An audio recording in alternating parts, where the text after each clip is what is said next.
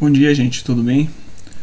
Hoje então a gente vai dar sequência com o nosso último tema aí de geometria molecular e falar sobre a polaridade das moléculas e os tipos de ligações intermoleculares que podem ser realizadas entre elas, tudo bem?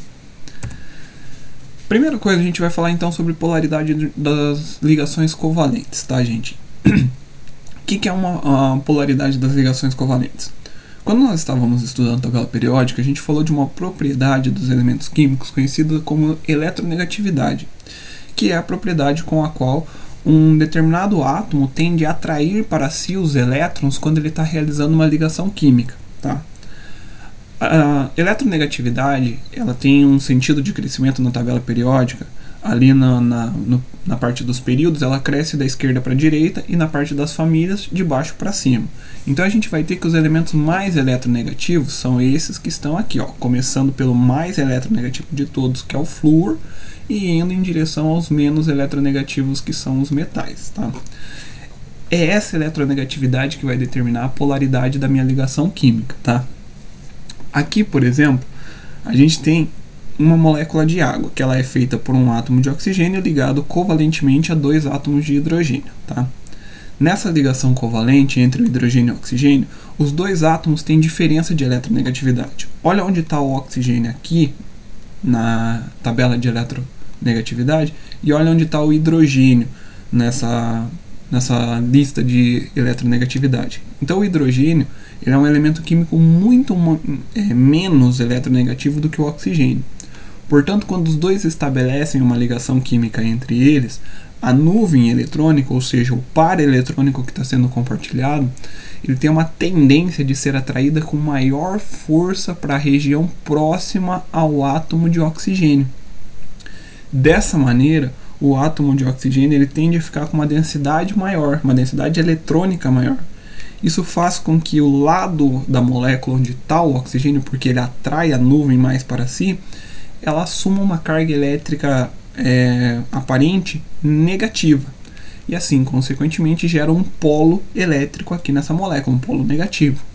Ao mesmo passo que os hidrogênios, como a nuvem eletrônica ela se afasta um pouco dos átomos de hidrogênio, isso faz com que aqui próximo aos átomos de hidrogênio também crie-se um polo que seria o polo positivo da molécula. Então, nesse caso aqui da molécula de água, devido a esse tipo de interação, esse tipo de ligação covalente que eles apresentam entre dois átomos com diferença de eletronegatividade, a molécula de água ela iria apresentar dois polos, um polo positivo e um polo negativo. Por isso eu classifico a molécula de água como as ligações covalentes entre o átomo de hidrogênio e oxigênio como ligações covalentes polares. Tá? Vamos supor que existisse uma ligação aqui, ó, entre dois átomos de hidrogênio. Os dois átomos de hidrogênio têm a mesma eletronegatividade. Então nenhum dos dois atrairia a nuvem eletrônica mais para próxima de si. A nuvem eletrônica ela ia ficar estabilizada numa região mediana entre esses dois átomos. Portanto, não se criariam polos.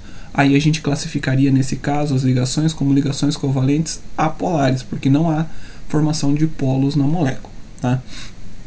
A gente classifica uma ligação apolar quando aqui a gente faz essa diferença de eletronegatividade entre os dois elementos que estão fazendo essa ligação química, ela vai ser apolar quando essa diferença for igual a zero. Quando essa diferença for entre 0 e 1,7, a gente vai dizer que isso é uma ligação covalente polar. Se essa diferença for maior do que 1,7, o tipo de ligação ela não é mais covalente, ela vai ser iônica. Tá? As moléculas, elas são determinadas, a polaridade de uma molécula é determinada a partir das ligações feitas entre os átomos presentes nela. Tá? Se uma molécula ela apresenta átomos que formam ligações covalentes apolares, ela tem uma tendência de ser uma molécula apolar. Se ela é uma molécula formada por átomos que realizam ligações covalentes polares, ela tem uma tendência de ser uma molécula polar. Tá? Porém, a gente também pode determinar a polaridade de uma molécula observando a sua fórmula estrutural e aplicando o conceito do que a gente chama de momento dipolar. Tá? O que é o momento dipolar? Seria mais ou menos a força com a qual os elétrons estão sendo atraídos para cada um dos lados ali. A gente representaria esse momento dipolar por vetores, por setinhas. Tá? Quando a soma total de todos os momentos dipolares da molécula for igual a zero, ou seja, esses momentos dipolares eles se anularem, a molécula ela vai ser apolar. Quando esse momento dipolar, a soma desses momentos dipolares for um valor diferente de zero, a gente vai dizer que essa molécula ela é uma molécula polar, tá? Vamos pegar como exemplo aqui a molécula de água, para a gente tentar entender um pouquinho o que é essa ideia de um momento dipolar, soma dos momentos dipolares, pegando um momento dipolar resultante e tudo mais, tá? Considere então aqui a molécula de água e as ligações químicas feitas entre o hidrogênio e o oxigênio. A molécula de água ela tem uma geometria angular, tá? Então aqui nesse caso, os hidrogênios eles estariam orientados nessa posição aqui na molécula de água. Suponha que as ligações entre hidrogênio e oxigênio fossem representadas por setas. E aí agora vamos tentar pegar lá aquela ideia lá da física, onde vocês aprendem um pouco lá sobre cinemática, movimento e etc.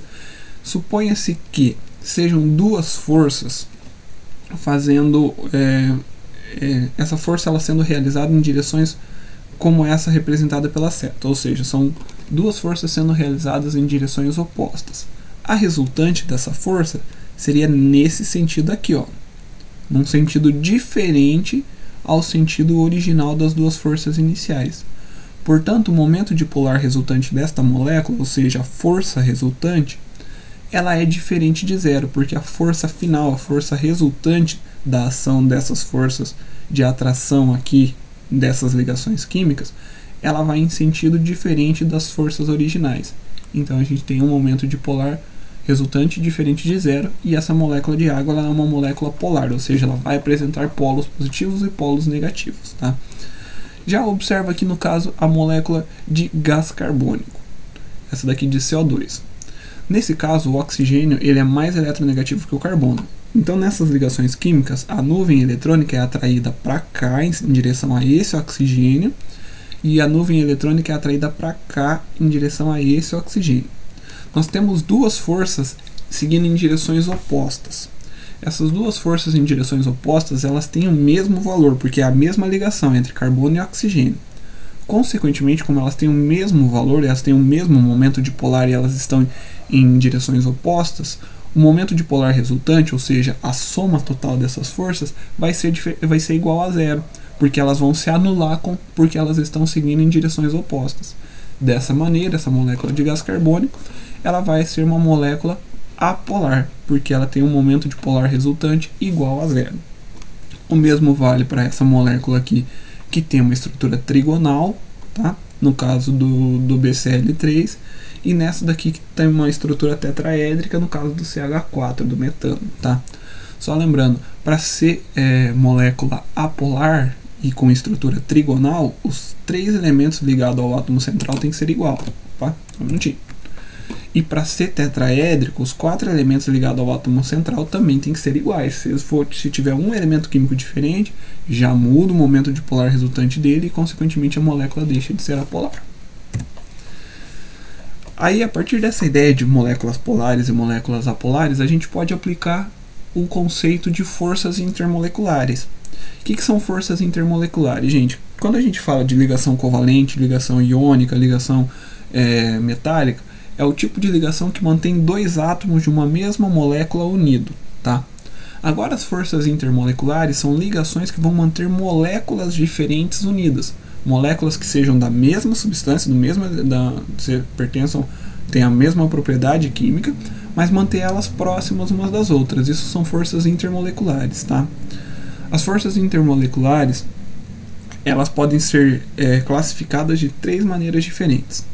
As forças de Van der Waals, as forças de dipolo permanente, que também são chamadas de dipolo-dipolo, e as ligações de hidrogênio ou pontos de hidrogênio, tá? A gente vai falar cada uma delas, quais são as características e quando elas ocorrem. Primeiro, a força de Van der Waals, também chamada de dipolo induzido ou forças de London, tá? Esse tipo de interação intermolecular ela só ocorre entre moléculas apolares, tá? É característica de moléculas apolares. Normalmente, numa molécula apolar como essa que a gente tem aqui, ó, que seria o I2, o gás iodo, Como são dois elementos químicos, os dois são iguais, dois átomos de um mesmo elemento químico, ou seja, eles têm a mesma eletronegatividade, não haveria formação de polos nessa molécula, ou seja, ela seria uma molécula apolar. Porém, devido à ação de fatores externos como temperatura e pressão, pode-se provocar a formação de polos nessa molécula, por isso chamado de dipolo induzido, porque a partir de fatores externos provoca-se a formação de polos na molécula. E aí ocorre uma deformação na nuvem eletrônica desses átomos e, consequentemente, eles vão apresentar um lado da molécula que vai apresentar uma carga positiva e um lado da molécula que vai apresentar uma carga negativa. Normalmente, em condições normais de temperatura e pressão, isso daqui é um gás, ou seja, não tem nenhum tipo de interação intermolecular agindo sobre essa molécula. Mas se a gente pegar a temperatura e a pressão e for reduzindo a temperatura e alterando a pressão ao qual essa molécula está submetida, a gente pode provocar uma deformação nessa molécula, fazendo com que os elétrons, que eles estão se movimentando a todo momento ali, eles possam se aproximar mais de um átomo do que do outro, criando, portanto, um dipolo nessa molécula, fazendo com que surjam dois polos nessa molécula. Um polo sempre vai ser positivo e o outro vai ser sempre negativo. E a partir daí, então, pode ocorrer a interação entre esses dois polos aqui, formando uma interação intermolecular conhecida por forças de Van der Waals, ou dipolo induzido, tá? Então, o dipolo induzido, ele ocasiona-se a partir de quando a molécula ela tem a criação de polos em sua estrutura, mas que não são polos naturais, são polos que foram induzidos a essa criação. Se a gente pegar lá, por exemplo, o I2, que é o gás iodo, e a gente submeter ele a baixas temperaturas, ele vai virar líquido, porque aí formam ligações intermoleculares entre as moléculas de iodo, e aí ele passa para o estado físico líquido. Tá? Já as forças de dipolo permanente, ou dipolo-dipolo, são aquelas que vão ocorrer entre moléculas polares. Tá? Nessas moléculas polares, elas vão apresentar então sempre dois polos, e não é um polo que foi criado, é um polo que já existe nelas por causa da diferença de eletronegatividade entre os átomos que a compõem. Como, por exemplo, aqui a molécula de ácido clorídrico. A molécula de ácido clorídrico ela é formada por um cloro e por um hidrogênio. O cloro é muito mais eletronegativo do que o hidrogênio. Então, quando eles fazem uma ligação covalente, vai ser atraído o par eletrônico muito mais para próximo do cloro. Assim, perto do cloro a molécula vai apresentar uma carga elétrica geral negativa, e perto do hidrogênio ela vai apresentar uma carga elétrica geral positiva. E isso é natural, só por causa da diferença de eletronegatividade entre esses átomos. Tá? Portanto, esse ácido clorídrico ele é uma molécula polar. Devido à presença de polos, quando essa molécula se aproxima de outra semelhante a ela, há a tendência de se estabelecer uma ligação entre elas chamada de forças de dipolo permanente, porque o lado positivo de uma molécula tende a ser atraído pelo lado negativo de outra molécula, formando essa interação intermolecular chamada então de dipolo permanente. O nome é dipolo permanente porque nesse caso aqui, os polos da molécula eles já existem, eles não precisam ser induzidos, eles não precisam ser criados, tá? Esse é um tipo de ligação mais forte do que a anterior. Por isso, o ácido clorídrico, em condições normais de temperatura e pressão, ele já tende a ser um líquido, tá? E não um gás. Mas ele pode ser facilmente transformado em gás por causa dessa força, apesar dela ser uma força mais forte que a anterior, mas ela não é tão forte assim, tá? E por último, as ligações de hidrogênio. As ligações de hidrogênio elas também ocorrem entre moléculas polares. Só que elas são ligações muito mais fortes do que as duas anteriores, são ligações muito mais intensas do que as duas anteriores. E ela tem uma condição especial para que ela aconteça. Só ocorrem ligações de hidrogênio entre duas moléculas em que uma delas apresente um átomo de hidrogênio e a outra obrigatoriamente apresente um elemento químico muito eletronegativo, ou seja, flúor, oxigênio ou nitrogênio. Tá? Então, uma das moléculas tem que ter hidrogênio e a outra tem que ter flúor, oxigênio ou nitrogênio para que ocorram ligações de hidrogênio.